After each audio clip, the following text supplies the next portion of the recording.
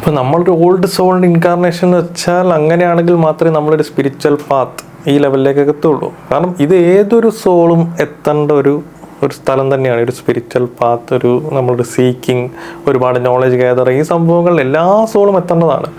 പക്ഷെ അത് നമ്മുടെ ഫ്രണ്ട്സ് ആൻഡ് ഫാമിലി അങ്ങനെ പലരോടും നമ്മളത് കമ്മ്യൂണിക്കേറ്റ് ചെയ്യുമ്പോൾ അവർക്കത് വർക്കാവില്ല. കാരണം വെച്ചിട്ടുണ്ടെങ്കിൽ അതിനെത്തിയിട്ടില്ല. ഒരു യങ് സോൾസ്, കാരണം പ്രായം കൊണ്ട് നമ്മളെക്കാൾ വളരെ ഏജുള്ള ആൾക്കാരാണെങ്കിൽ കൂടി അത് ചിലപ്പോൾ ഈ യങ് സോൾസ് ആയിരിക്കാം. അപ്പം കാരണം ഇത് കണ്ടിന്യൂസ്ലി, കാരണം നമ്മൾ പോയി കഴിഞ്ഞാലും നമ്മുടെ പിന്നാലെ ഒരു ഓൾഡ് സോൾ വരും. അതിൻ്റെ പിന്നാലെ ചിലപ്പോൾ ആനിമൽസായി നിൽക്കുന്ന ആൾക്കാരൊക്കെ പിന്നെ ഒരു യങ് സോളായി വരുന്നു, പിന്നെ അവരും ഒരു ഓൾഡ് സോൾ നിലവിലേക്ക് എത്താം. അങ്ങനെ ഇതിങ്ങനെ ഈ ഒരു സൈക്കിൾ ഇങ്ങനെ പോയിക്കൊണ്ടേ നിൽക്കുകയാണ്, ആ വേവ് പോലെ ഇങ്ങനെ പോയിക്കൊണ്ടേ നിൽക്കുകയാണ്. അപ്പോൾ അതിനർത്ഥം നമ്മൾ വലിയ ആൾക്കാരായി എന്നല്ല.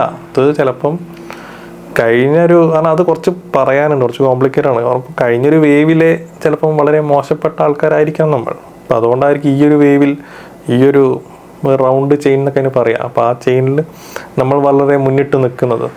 അപ്പോൾ ഓൾഡ് സോൾ ഏതൊരു സോളും ഓൾഡ് സോൾ ആവാനുള്ളതാണ്. അപ്പോൾ ഇപ്പം നിങ്ങൾ സ്പിരിച്വലായിട്ട് എന്തെങ്കിലും ഒരു കണക്ഷൻ കാണിക്കുന്നുണ്ടെങ്കിൽ അതിൻ്റെ അർത്ഥം നിങ്ങളൊരു ഓൾഡ് സോൾ തന്നെയാണെന്നാണ്.